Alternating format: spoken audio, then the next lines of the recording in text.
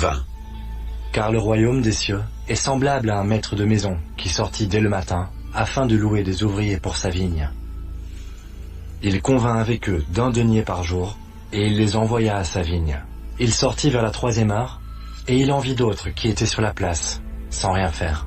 Il leur dit, « Allez aussi à ma vigne, et je vous donnerai ce qui sera raisonnable. » Et ils y allèrent. Il sortit de nouveau vers la 6e heure, et vers la 9e, et il fit de même. Étant sorti vers la 11e heure, il en trouva d'autres qui étaient sur la place, et il leur dit, « Pourquoi vous tenez-vous ici toute la journée sans rien faire ?» Ils lui répondirent, « C'est que personne ne nous a loués. Allez aussi à ma vigne, leur dit-il. » Quand le soir fut venu, le maître de la vigne dit à son intendant, « Appelle les ouvriers, et paye-leur le salaire en allant des derniers aux premiers. » Ceux de la 11e heure vinrent, et reçurent chacun 1 denier. Les premiers vinrent ensuite, croyant recevoir davantage, mais ils reçurent aussi chacun 1 denier.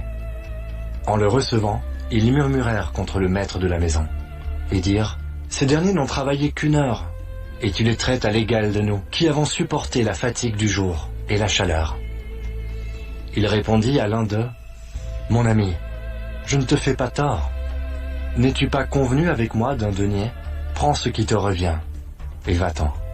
Je veux donner à ce dernier autant qu'à toi. Ne m'est-il pas permis de faire de mon bien ce que je veux? Ou vois-tu de mauvais œil que je sois bon?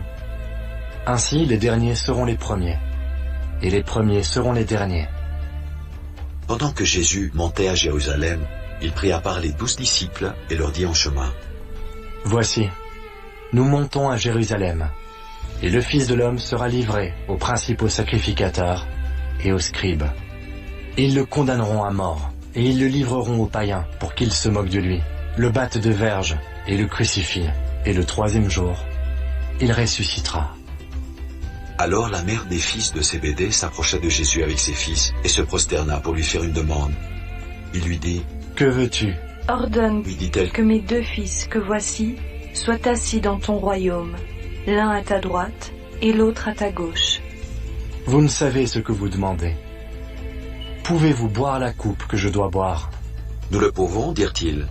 Et il leur répondit, Il est vrai que vous boirez ma coupe.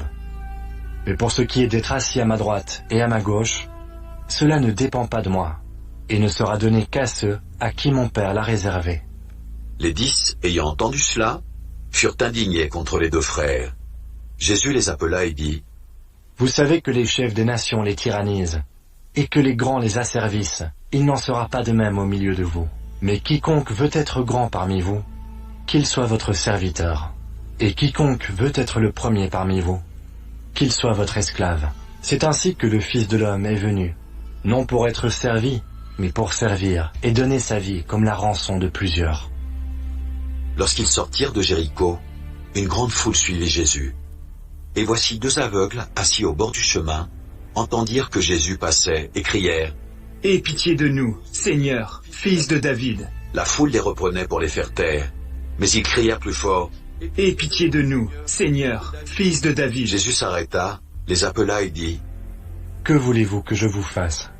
Ils lui dirent, « Seigneur, que nos yeux s'ouvrent. » Ému de compassion, Jésus toucha leurs yeux, et aussitôt ils recouvrèrent la vue et le suivirent.